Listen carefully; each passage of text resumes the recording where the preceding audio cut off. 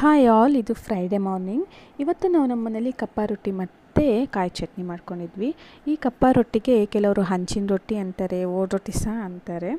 ನಮ್ಮ ಮನೇಲಿ ಹೆಚ್ಚಾಗಿ ಕಪ್ಪ ರೊಟ್ಟಿ, ಅಕ್ಕಿ ರೊಟ್ಟಿ ಅಥವಾ ರಾಗಿ ರೊಟ್ಟಿ ಇಂಥದನ್ನೆಲ್ಲ ಸೌದೆ ಒಲೆಯಲ್ಲೇ ಮಾಡ್ಕೊಳ್ಳೋದು. ಹೆಲ್ತಿಗೆ ಸಹ ಒಳ್ಳೆಯದು ಮತ್ತು ಸೌದೆ ಒಲೆಯಲ್ಲಿ ಮಾಡಿದ್ರೆ ರುಚಿನೂ ಚೆನ್ನಾಗಿರುತ್ತೆ. ಮತ್ತು ಇಲ್ಲಿ ನಾವು ಮಣ್ಣಿನ ಹಂಚನ್ನೇ ಯೂಸ್ ಮಾಡಿದ್ದೀವಿ. ಸೊ ಇದನ್ನು ಮಾಡೋಕ್ಕೆ ನಾವು ರಾತ್ರಿಯೇ ಅಕ್ಕಿ ನೆನೆಸಿಡಬೇಕು. ಮಾರ್ನಿಂಗು ಅದನ್ನು ರುಬ್ಬಬೇಕಾದ್ರೆ ಸ್ವಲ್ಪ ಗಟ್ಟಿಯಾಗಿ ರುಬ್ಕೋಬೇಕು. ಅದಕ್ಕೆ ಅನ್ನ ಮತ್ತು ಕಾಯಿ ತುರಿ ಹಾಕ್ಕೋಬೇಕು. ಸೊ ಸ್ವೀಟ್ ಇಷ್ಟ ಆಗೋರು ಸ್ವಲ್ಪ ಬೆಲ್ಲನೂ ಹಾಕ್ಕೋಬೋದು. ಸ್ವೀಟ್ ಇರುತ್ತೆ, ಸ್ವೀಟ್ ಇಷ್ಟಪಡೋರಿಗೆ ಅದು ಇಷ್ಟ ಸಹ ಆಗುತ್ತೆ. ಹೆಚ್ಚಾಗಿ ಮಲೆನಾಡು ಮತ್ತು ನಮ್ಮ ತುಳುನಾಡಲ್ಲಿ ಮಾಡ್ತಾರೆ. ಇದಕ್ಕೆ ನಾವು ಕಾಯಿ ಚಟ್ನಿ ಮಾಡ್ಕೊಂಡಿದ್ವಿ. ಸೊ ನಮ್ಮ ಮನೇಲಿ ಕಾಯಿನ ಇದೇ ಥರ ಕತ್ತಿಲೇ ತೆಗಿತೀವಿ. ತುರಿತಾ ಇದ್ದರೆ ಅದು ಹೆಚ್ಚು ಟೈಮ್ ತಗೊಳುತ್ತೆ. ಇದು ಕತ್ತಿಲಾದರೆ ಪಟ ಅಂತ ಬೇಗ ತೆಗಿಬಹುದು.